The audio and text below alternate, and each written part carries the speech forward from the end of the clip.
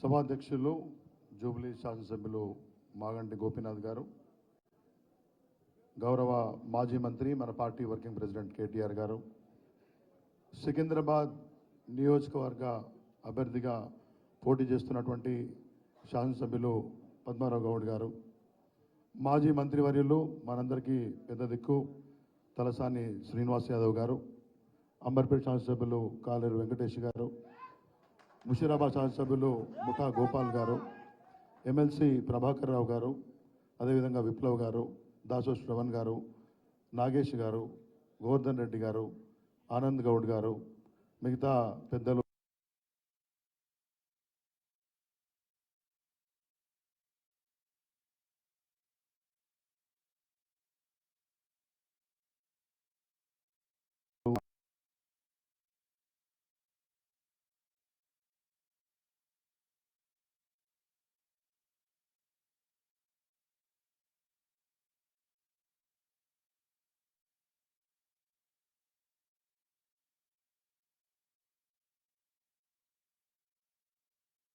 కాంగ్రెస్ పార్టీకి ఎన్ని సీట్లు వస్తాయి, భారతీయ జనతా పార్టీకి ఎన్ని సీట్లు వస్తాయి, భారత రాష్ట్ర సమితికి ఎన్ని సీట్లు వస్తాయి అని చర్చ జరుగుతున్నప్పుడు కాంగ్రెస్ పార్టీ బీజేపీ రెండూ కలిసి ఇవాళ రాష్ట్రంలో బీఆర్ఎస్ని బలహీనపరచాలి, కేసీఆర్ నాయకత్వాన్ని బలహీనపరచాలి, తద్వారా తెలంగాణ రాష్ట్రంలో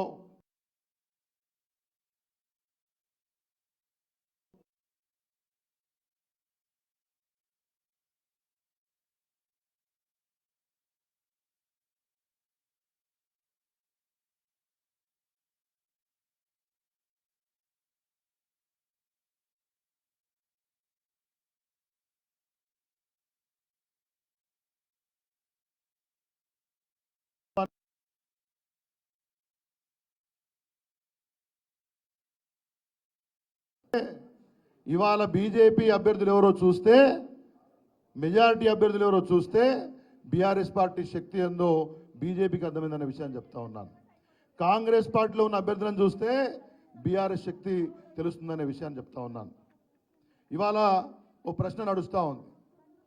పద్మారావు గారు సీనియర్ శాసనసభ్యుడు, తెలంగాణ ఉద్యమంలో హైదరాబాద్ నగరంలో చాలామంది భయపడే సందర్భంలో వారు జెండా పట్టుకొని ముందుకొచ్చారు, కార్పొరేటర్ నుంచి శాసనసభ్యుడు అయ్యారు, మంత్రి అయ్యారు, ప్రజల మనిషిగా ఉన్నారు. వారు ఒక అద్భుతమైనటువంటి ఒక అభ్యర్థి. అదే సమయంలో ఇవాళ పార్లమెంటులో బీఆర్ఎస్ పార్టీ అవసరమేముంది, ఆడ గవర్నమెంట్ బీజేపీ వచ్చే అవకాశం ఉందని కొంతమంది, కాంగ్రెస్ వచ్చే అవకాశం ఉందని కొంతమంది, ఈ రెండు జాతీయ పార్టీలు కదా, బీఆర్ఎస్ వాళ్ళకి ఏం పని, కాబట్టి వాళ్ళకి ఓటేసే అవసరం లేదని చెప్పేసి మాట్లాడుతూ ఉన్నారు. ఇదే వాదాన్ని రేపు పొద్దున ప్రజల దగ్గరికి తీసుకుపోయే ప్రయత్నం చేస్తారు. కాబట్టి అందరూ శాసనసభ్యులు మనమున్నా కానీ ప్రత్యర్థి పార్టీ యొక్క ప్రచారాన్ని ప్రతి ఓటర్ దగ్గర ధీటుగా ఎదుర్కొన్నప్పుడే మనకు విజయం లభిస్తుందనే విషయాన్ని మనందరం గమనించాలి.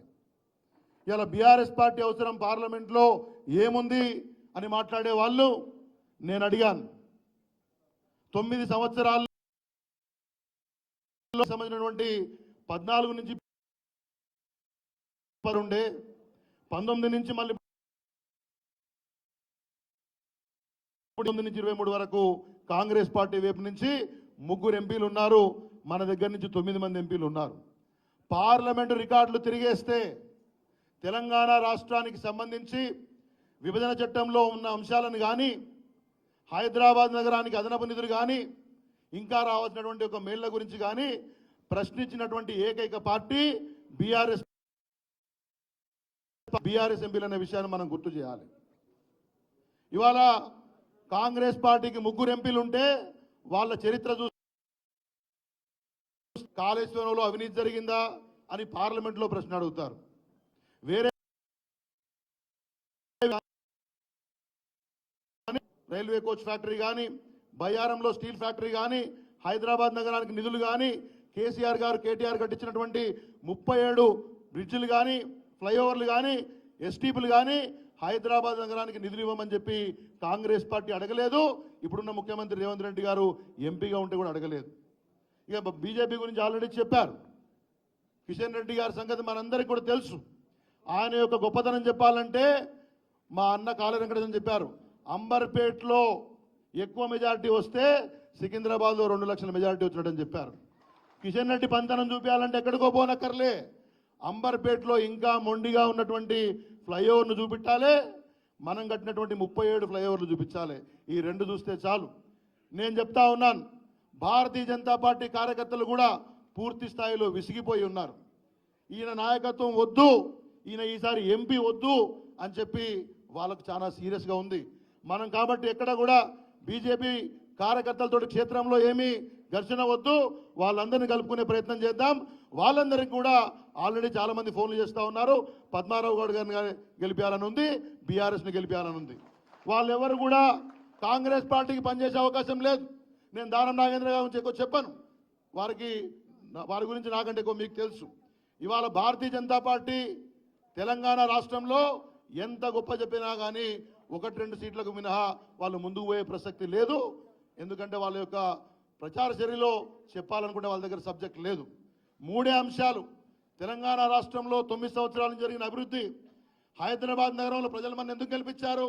కేసీఆర్ గారి నాయకత్వంలో, కేటీఆర్ గారి యొక్క సారథ్యంలో ఇవాళ హైదరాబాద్లో బ్రహ్మాండమైనటువంటి అభివృద్ధిని ప్రజలు పూర్తి స్థాయిలో విశ్వసించారు, చూశారు.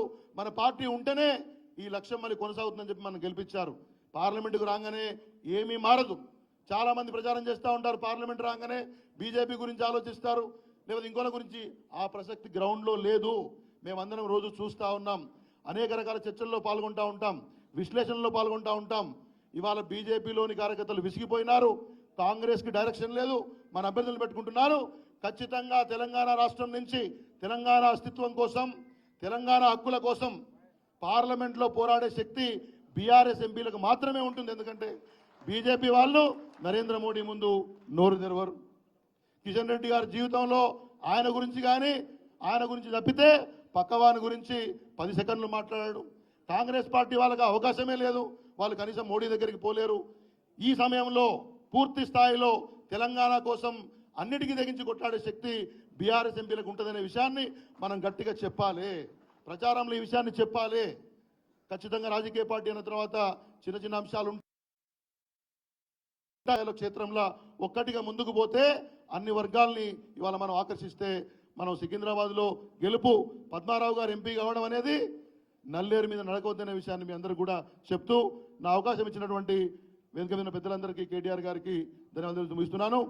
పద్మారావు గారి కారు గుర్తుకే, పద్మారావు గారి కారు గుర్తుకే కేసీఆర్ గారి నాయకత్వం.